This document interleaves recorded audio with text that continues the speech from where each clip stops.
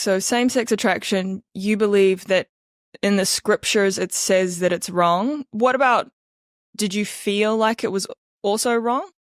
Yeah, I got to a place where I had a girlfriend. This was 10, 13 years ago. Yes, 13 years ago, I had a girlfriend. And I was like, I don't know for sure. I mean, I knew, but I was also hoping I was wrong. And I was hoping God was going to like give me a vision, put me in a trance and give me a vision the same way he did Peter when the sheet came down and the animals on it. And he said, Peter, get up, kill and eat. I was hoping God was like going to give me a vision and be like, it's okay to be gay. And I've sent you to teach the churches and other Christians that it is okay to be a gay Christian. Like, that's what I wanted God to tell me. I was like, okay, I'm going to search the scriptures and I'm going to find a way to convince people it is okay to be a gay Christian. And God made me really mad because the more I try to do that, he would do the opposite and show me. For instance, I hadn't been to church in like a year because I had a girlfriend. And I was like, I'm not going to go to church and get conviction on having a girlfriend. I couldn't even read the Bible anywhere. Like, I could open it to Psalms and it would be convicting me of my sin with my girlfriend. It doesn't even have to be talking about homosexuality. I just knew. What do you mean, like conviction? What does that mean? So conviction about being in a same-sex relationship. Conviction about sin. Conviction about not being totally surrendered to God, regardless of what it costs me. Conviction that, like, I'm not living the life he's called me to live. Just like everywhere I read, it was like, ugh. It felt like it was directly speaking to that. And it would make me mad, honestly. I would be like, it wasn't what I wanted to hear. And so I hadn't been to church in a long time. And one day I was like, okay, God, if you want me to go to church tomorrow, you wake me up. I'm not setting an alarm. And it was not like me to wake up early. I'm a sleeper. But this morning, I woke up like 2 hours before any church would start. And I was like, no, go back to sleep. Go back to sleep. I could not fall back asleep. And I'm like, fine, you know what? I'm going to look up a new church. I'm not going where I was raised because I already know what they believe. And I'm not going there to hear what they have to say about gay people. I'm going to find a new church, and maybe this new church will be accepting of gay people. So I found a church online that was like alternative. It was only like 2 years old. And I thought, okay, cool. I'm going to go here. I show up to this church. I sit down. I'm like singing worship music. I'm like, okay, I can do this. I can have a girlfriend and worship God. It's like, I can do it. And I sit down and he was like, we're going to pick up from where we left off last week. We're in Romans 1. And I was like, are you kidding me? And the pastor just started preaching and I just started weeping because I knew God was just trying to speak to me clearly, like, Autumn, I didn't create you to be with a woman. I do not want you to be with her.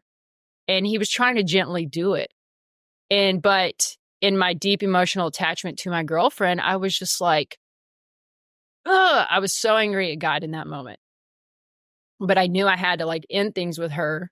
But so I tried to end them with her. But then we just got back together like a few days later. And then we were together about another year, but it was pretty much terrible because from the time I ended it the first time, she just knew inevitably I was going to end it again, but she wouldn't. She was waiting for me to end it. And so ultimately it got to this place where I was like, this is unfair to her because I can't like be the type of person she needs if she's going to be with someone. And I'm not fulfilled in this relationship either. I'm essentially holding both of us back.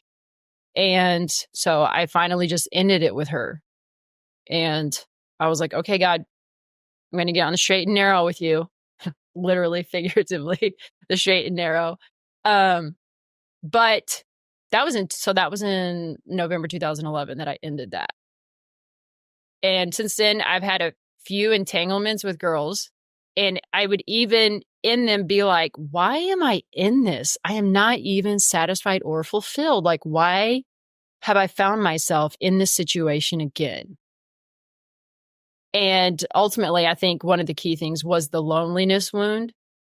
It would just be like, I would be hanging out with someone and I would start getting like attached to them. And ultimately, it would just lead down a road that I'm like, I do not want this. But at the same time, I feel like I can't stop myself. Do you still feel attracted to women sexually? it's not like I'm walking around and I just see someone hot and I'm like hit with lust and I'm like, whoa. They're not like me then. Don't look away, or look away. Don't look back.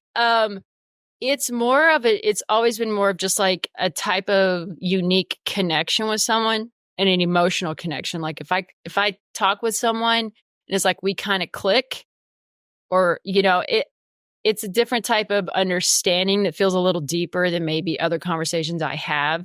But ultimately, if I look at each person I dated, if I look at their own childhood and their own parental dynamics and their wounding, I am often similarly drawn to people who have similar wounds as me.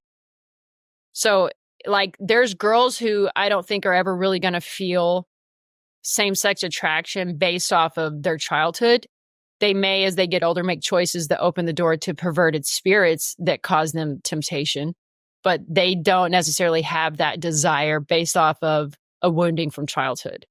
But they can open that door as they get older if they're promiscuous, if they're engaging in witchcraft, anything like that. You open the door to all types of spirits.